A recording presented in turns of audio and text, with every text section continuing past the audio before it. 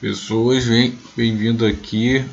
Hoje o vídeo de hoje vai ser do esclarecendo e jogando uma luz sobre o texto do José Murilo, né, que é o Formato das Almas. Para você que está estudando história do Brasil, é interessante vocês prestarem atenção nesse texto, né, que é a base de tudo, para entender muita coisa, né. No meu curso, por exemplo, está sendo usado ele, né. Então eu vou estar lendo aí com vocês e as dúvidas que for aparecendo a gente vai tirar junto. Não está dissecando esse texto aqui, ó.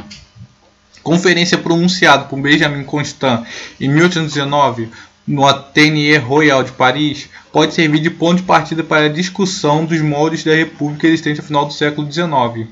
Isso daqui está dando uma introdução ao pensamento da República, um pensamento antes de ser consolidada a República do nosso tempo, da contemporaneidade, né? Antigamente era o tempo de escravagista e antes disso, antes de a gente ser consolidada a república, com a ajuda dos generais e tudo mais, teve esse tempo aí, ó. Intitula-se Da Liberdade dos Antigos comparada à dos Modernos. Nela, o termo doriano Constant, vamos ver quem foi Constant, ó. Benjamin Constant. Benjamin Constant Botelho Magalhães, Rio de Janeiro, 22. Foi um militar, engenheiro, professor estadista brasileiro. Formado pelo Colégio de São Bento e posteriormente pela Escola Militar de Engenharia, participou da Guerra do Paraguai entre 1866 e setembro de 67, de onde voltou por motivo de doença, acompanhado de sua mulher, que o fora buscar. As suas cartas, escritas sobretudo para a esposa e o sogro, nas quais critica duramente a direção da guerra em geral e a Caxias em especial, foram publicadas pelo Renato Lemos no livro Cartas de Guerra, Benjamin Constant na campanha do Paraguai, editado pelo Instituto de Patrimônio Histórico e Artístico Nacional e Museu Casa de Benjamin Constant, em 1889. Como professor, ele estudou na Escola Militar da Praia Vermelha, nas escolas penitenciárias Politécnica, Normal Superior da Guerra, entre outros. Adepto do positivismo, aquilo que eu tinha falado naquele vídeo anterior, né, que está aí no canal, depois vocês procurem. Em suas vertentes filosóficas e religiosas, cujas ideias difundiam entre a jovem oficialidade do Exército Brasileiro, foi um dos principais articuladores do Levante Republicano em 1889.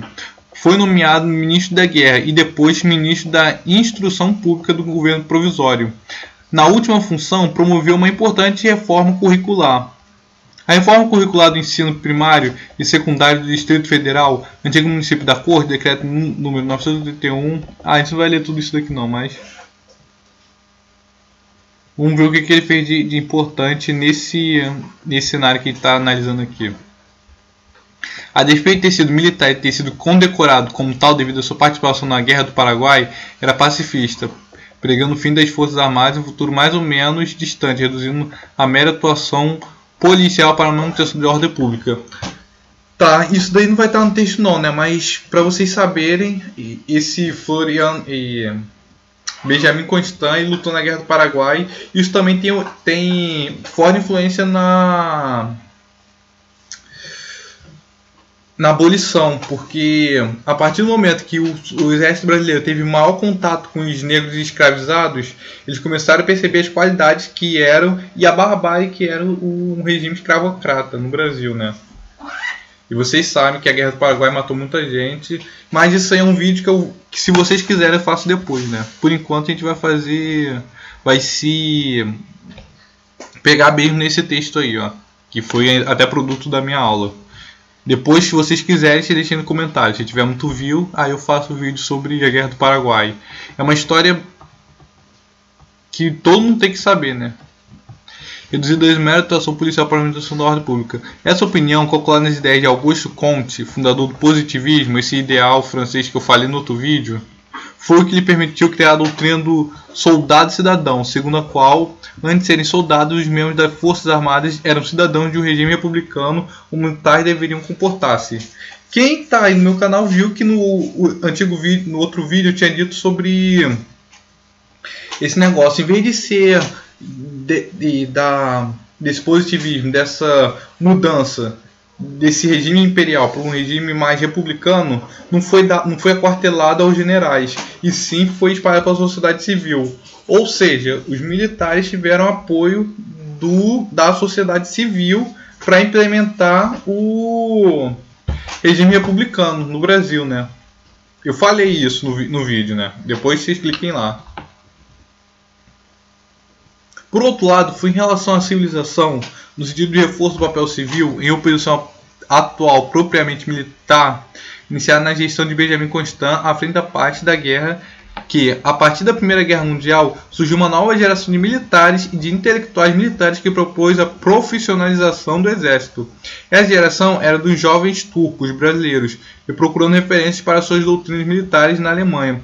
Constitui o germe tanto do tenentismo quanto dos militares que chegaram, de uma maneira ou de outra, ao poder do Brasil a partir de 1930 até 1985. Aí aqui fala sobre o museu dele, que tem aqui, que o governo brasileiro fez esse instituto, mas isso não interessa agora não. Vamos continuar a leitura. Um outro personagem que a gente tem que saber quem é. Rousseau, né?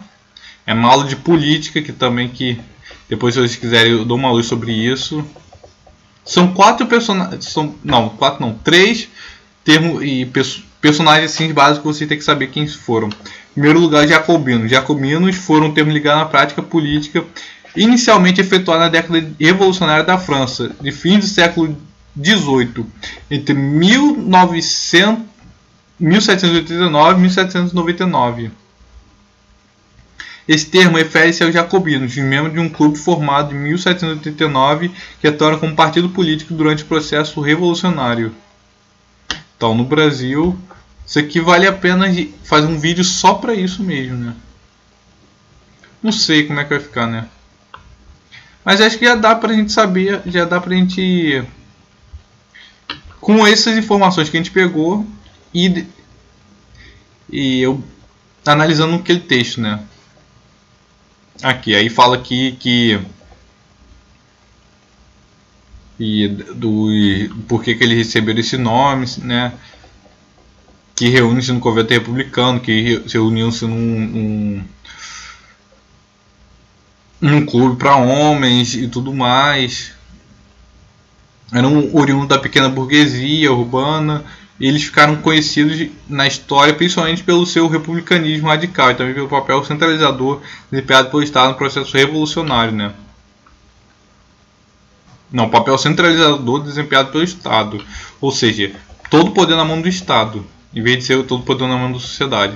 Apoiado pelos sans-culottes, os membros da classe populares parisienses e jacobinos estiveram à frente da instauração da República em 1792, sendo ainda responsáveis pela medida extrema contra classes altas da sociedade francesa, durante o período conhecido como Grande Terror, entre 1793 e 1794. Uma possível definição política de jacobinismo pode ser tentada ao afirmar que é uma prática de centralização do poder estatal por um grupo ou partido político. A centralização consistiria ainda na eliminação das oposições políticas e sociais que houvessem em relação ao jacobinismo. Aí fala que o jacobinismo foi ainda uma das primeiras formas de organização partidária da época contemporânea. O radicalismo revolucionário apoiado de grupos sociais populares, como sans-culottes, atuaram através de uma forma ditatorial de exercícios do poder para atingir os objetivos. Foi também utilizado para caracterizar os jacobinos.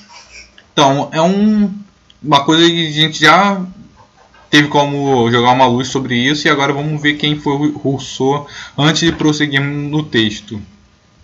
Jean-Jacques Rousseau foi um importante filósofo, teórico político e escritor suíço. Nasceu em 28... Tá, isso aí é a biografia dele, né? E é considerado um dos principais filósofos do Iluminismo, sendo que suas ideias influenciaram a Revolução Francesa. Os ideais de liberté, igualité e fraternité, igualdade, liberdade e fraternidade, que é vigorado até nos dias de hoje, né? Então a biografia resumida dele, as obras principais, que é discurso sobre a ciência das artes, discurso sobre a origem da desigualdade entre os homens, contrato social, a ideia de que todo ser humano, quando nasce sob um contrato social em que você dá parte das suas liberdades ao Estado e o Estado tem como função de proteger de você mesmo. Então, é uma coisa que marca bem ele, né? Sempre quando falo de Rousseau eu já lembro disso, né? Então, é um poeta, dramaturgo, escreve romances, ensaios sobre educação, religião e literatura, do contrato social, por isso que eu sempre lembro que é a obra mais importante dele, né?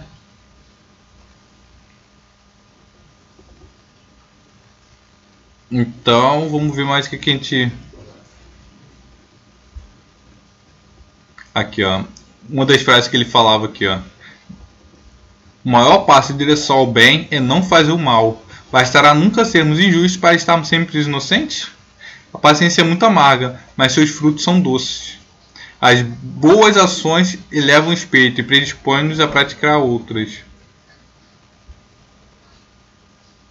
Aqui, ó, uma coisa que ele fala. Geralmente, as pessoas que sabem pouco falam muito, e as que sabem muito falam pouco. O ser humano verdadeiramente livre apenas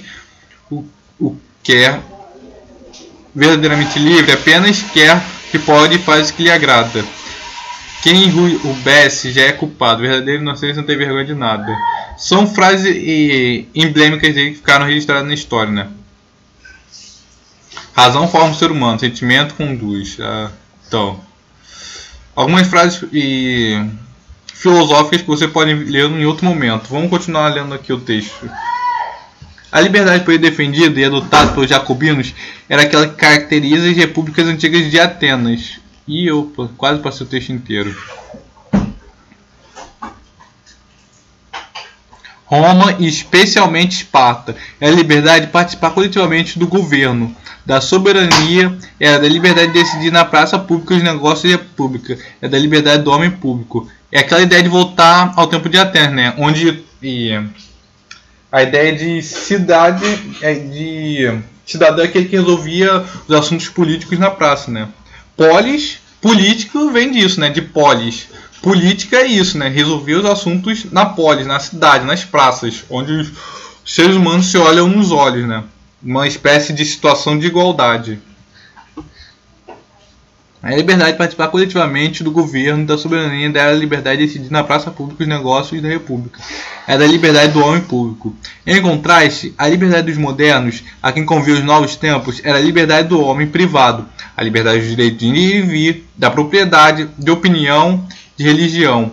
A liberdade moderna não exclui o direito de participação política, mas essa se faz agora pela representação, não pelo governo ditatorial, que deve estar aqui, o governo direto. Ou seja, os republicanos, o que eles queriam? Queriam que a república fosse o modelo de governo, não fosse aquele governo imperial, comandado por reis e trono, sucessão, tudo mais, mas sim de um modelo em que fosse representativo, que ainda vigora na nossa sociedade, né? Já que nós, seres humanos, quer dizer, vamos usar do Brasil, né? Quem está estudando no Brasil, o foco é o Brasil. Nós escolhemos representantes para nos representar, né? Para estar assumindo cargos de liderança, como por exemplo deputados, senadores, prefeitos, presidentes e todas as outras linhas de poder. O desenvolvimento do comércio e da indústria não permitia mais argumento constante, que as pessoas dispusessem do tempo para se dedicar a deliberar em praça pública. Nem elas estavam nisso interessadas.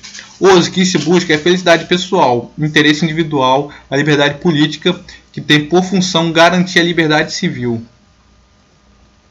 A oposição entre dois tipos de liberdade, que é também a oposição entre as maneiras de conceber a organização política da sociedade, se representa também na Revolução Americana de 1776, que optou claramente pela liberdade dos modernos. Os republicanos brasileiros, que no final do século passado se viam às voltas com os programas de justificar o novo regime, não podiam escapar de tal debate. Os temas de interesse do indivíduo e de grupos da nação da cidadania encarnados na ideia de república estavam sendo de preocupações dos construtores da República Brasileira. Como país exportador de matérias-primas e importador de ideias de instituições, os modelos de república existentes na Europa e na América, especialmente nos Estados Unidos e na França, serviriam de referência constante aos brasileiros. Esse capítulo discutirá como esses modelos foram interpretados e adaptados às circunstâncias locais pela elite política republicana. A gente vai entrar aqui falando sobre as liberdades. Que fala aqui sobre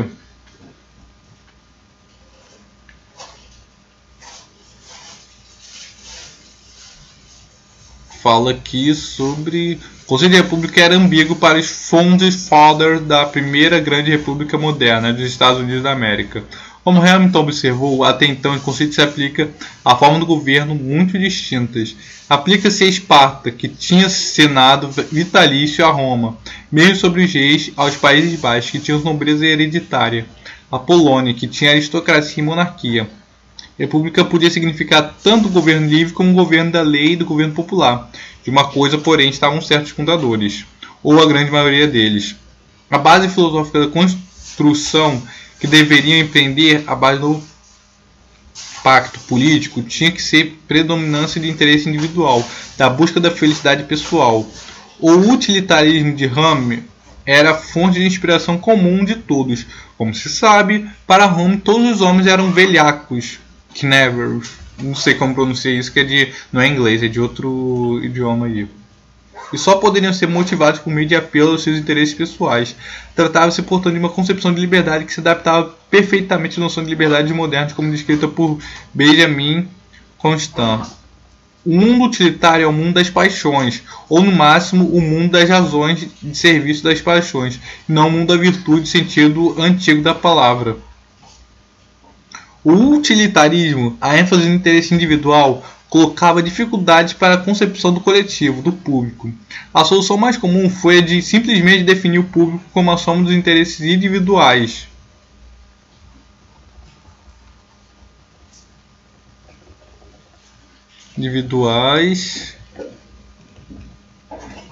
Como na famosa fórmula de Mandeville, vícios privados, virtudes públicas. Para explicar o fato inevitável de que algumas pessoas em certas circunstâncias eram movidas por razões outras que o simples interesse material, Hamilton recorreu ainda a outra paixão, o amor da glória e da fama. Esse amor poderia combinar a promoção de interesses privados com de interesses públicos. De qualquer modo, o que parece o federalista, como observou Shorts, é a visão de uma nação sem patriotas, é a visão de uma coleção de indivíduos em busca de uma organização política que garantisse seus interesses. Não há identidade coletiva, sentimento de comunidade ou de pátria. Sem se discutir se era correta a visão de ausência de identidade coletiva entre os habitantes de 13 colônias, a ênfase no indivíduo levou os fundadores a se preocupar particularmente com os aspectos organizativos da nova sociedade. Se não havia laços afetivos da solidariedade, tornava-se mais difícil, com base apenas nos cálculos de interesse, fundar nova sociedade política. Como observa Hannah Arendt em On Revolution, no caso americano, a verdadeira revolução já estava feita antes da independência. A revolução era a nova sociedade que se implantara na América. Como os fundadores promover a Constitutio Libertatis, a organização da liberdade, mais do que a declaração da liberdade. Talvez por isso, ainda segundo Hannah Arendt, a Revolução Americana tenha sido a única que não devorou seus filhos, tenha sido a de maior êxito em se institucionalizar. Contraste com a Revolução Francesa é nítido. Nessa predominou a declaração de liberdade em prejuízo de sua ordenação. Nos Estados Unidos, Montesquieu era de autor mais importante, na França era Rousseau. A separação dos poderes como garantia de liberdade, a duplicação de legislativos como instrumento de absorção de tendências separatistas e a força dada à Suprema Corte como elemento de equilíbrio foram inovações institucionais responsáveis, em boa parte, pela durabilidade do sistema americano. Veremos adiante outro apelo que tais inovações de engenharia política teve para alguns republicanos brasileiros. Outro modelo óbvio de república era o francês. As repúblicas da América Latina ou eram consideradas simplesmente derivações do modelo americano ou não se qualificavam como modelos devido à turbulência política que as caracterizava. Dizer modelo francês é incorreto. Havia mais do que um modelo francês, em decorrência de vicissitudes por que passara a república naquele país.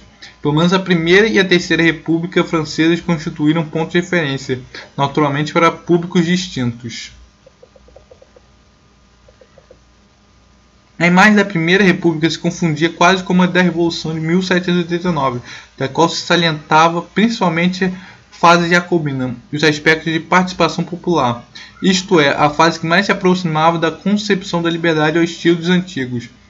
Segundo Benjamin Constant, era República da intervenção direta do povo do governo da República. 2.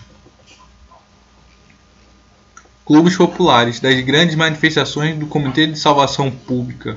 Era a república das grandes ideias mobilizadoras do entusiasmo coletivo, da liberdade, da igualdade e dos direitos universais do cidadão. Então eu vou continuar aqui só até a Terceira República e depois a gente vai parar, tá, gente? Que para o vídeo não ficar muito grande. Deixa eu ver se quanto tá. A gente já ultrapassou muito, senão eu não vou conseguir dar up. Então a gente parou na terceira parte. Então no outro, qualquer mudança que vocês quiserem é só sugerir aí embaixo, tá?